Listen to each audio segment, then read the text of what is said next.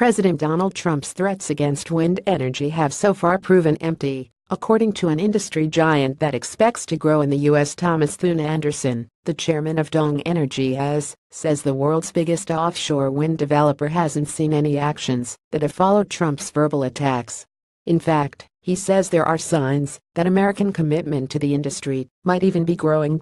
One thing is Trump getting up and commenting on this, Thune Anderson said in an interview in Copenhagen on Monday. But he hasn't acted on it. And many of the decisions are made at a state level. They're still pushing this agenda, and they may even have accelerated it as part of the political game. Trump, who has blamed wind turbines for killing bald eagles, has as a businessman unsuccessfully tried to stop offshore parks that spoil the view from his golf course in Scotland.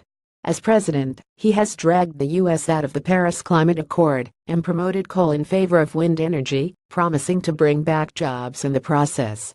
But before Trump took office in January, the U.S. Congress extended a production tax credit, or PTC, that will give tax breaks to wind producers until 2020. Dong, which is based in Denmark, this year sold its oil and gas business in order to focus entirely on renewable energy.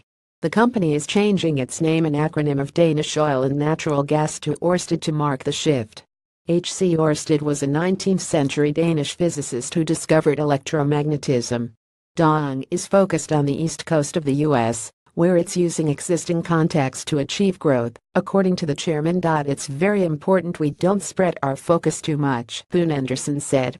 But although the U.S. East Coast is a vast area, it's still very much the same people we're talking to. The company sits on about 1/4 of the global market, but the market is growing tremendously fast, he said. We still have an ambition to remain the biggest player, but because the market's been successful, competition is growing.